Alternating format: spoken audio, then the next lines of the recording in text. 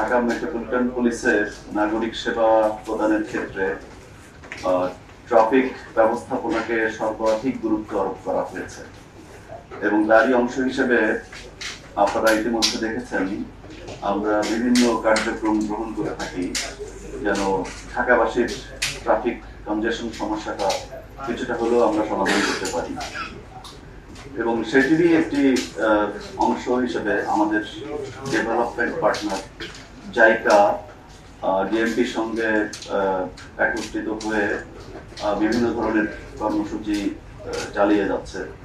তার মধ্যে রয়েছে জনসচেতনতা তৈরি, কর্মকর্তাদের বা ট্রাফিকের সদস্যদের বিভিন্ন উন্নত প্রশিক্ষণ প্রদান, তার পাশাপাশি ডেটা সংগ্রহ এবং অ্যানালিসিস, এই ধরনের বেশ কিছু কাজ জাইকা ডিএমপির সঙ্গে করছেন গত 2 বছর ধরে।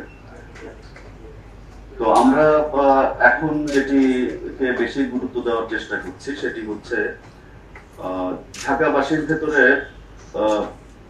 সামগ্রিকভাবে সকলের ভেতরেই ট্রাফিক সচেতনতা তৈরি করা, রোড সেফটির ব্যাপারে এবং রোড ইউজের ব্যাপারে এবং ট্রাফিক আইনের ব্যাপারে সর্বস্তরের সচেতনতা তৈরি করা, সেটি কিন্তু জায়গা বিভিন্ন জায়গায় মডেল হিসেবে করে যাচ্ছে।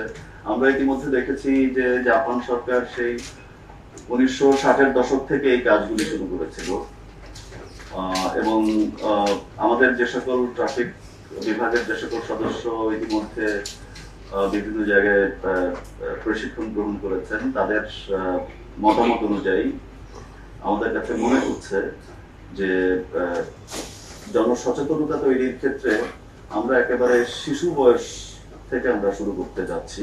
ইতিমধ্যে আপনারা দেখেছেন যে আমরা বেশ কয়েক বছর ধরেই বিভিন্ন স্কুল কলেজে, বিভিন্ন কিন্ডারগার্টেন অথবা প্রাথমিক বিদ্যালয়গুলোতেও আমরা এই শিশুদের ভেতরে, ছাত্র ছাত্রীদের ভেতরে জনসচেতনতা তৈরির কাজ আমরা করে যাচ্ছি এবং সেটির অংশ হিসেবেই আমরা ভবিষ্যতে যেন শিশুরা যেন একদম ছোটবেলা থেকেই ট্রাফিক আইন মানা এবং রাস্তায় কিভাবে চলতে হবে এই বিষয়গুলোর উপরে হাতে কলমে প্রশিক্ষণ গ্রহণ করতে পারে ছোটবেলা থেকে।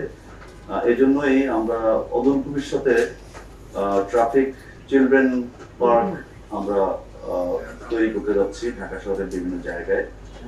তার পাশাপাশি জায়গার সহায়তায় আমরা ডেটা অ্যানালিসিস এর ক্ষেত্রে, বিশেষ করে ট্রাফিক কনজেশন কোথায় হচ্ছে বা অ্যাক্সিডেন্ট কোন অঞ্চলে বেশি ঘটছে, এই হটস্পট গুলো নির্ধারণের ক্ষেত্রে আমরা বিভিন্ন ধরনের সফটওয়্যার ব্যবহার করে ডেটা কালেকশন করে সেটাই অ্যানালিসিস করে পরবর্তীতে এটির সমাধান কোথায় সে বিষয়ে আমরা গুরুত্ব আরোপ করছি। তো গত কিছুদিন আগে আমাদের ঢাকা মেট্রোপলিটন পুলিশের 13 জন পুলিশ ট্রাফিক সদস্য জাপানে প্রশিক্ষণ গ্রহণ করে এসেছে এবং আমাদের কাছে যেটি মনে হয়েছে তারা সেই 1960-এর দশক থেকেই কিন্তু শিশু বয়স থেকেই সুনাগরিক হিসেবে গড়ে তোলার জন্য যে সকল জিনিসপত্র প্রয়োজন সেগুলি তারা ওই সময় শুরু করেছে। তো আমরা দেরি হলেও আমরা এখন মনে করছি যে এই যে শিশু বয়স থেকে যে সুনাগরিকের যে বৈশিষ্ট্য সমূহ সেগুলো কিভাবে ছোট বাচ্চাদের ভেতরে প্রবেশ করানো যায় সেই উদ্যোগগুলো আমরা এখন থেকেই গ্রহণ করছি।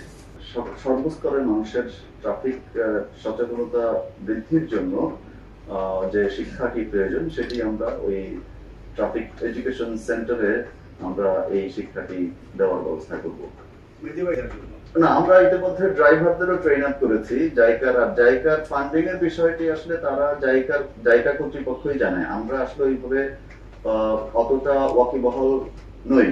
তারা যেটি করছে বিভিন্ন পাইলট প্রজেক্ট গ্রহণ করছে এবং সেটি পরবর্তীতে এটি যদি ফিজিবল হয় আমাদের ঢাকা শহরের জন্য সেটিকে আমরা পরবর্তীতে বিভিন্ন ডিভিশনে ছড়িয়ে দেওয়ার চিন্তা করছি।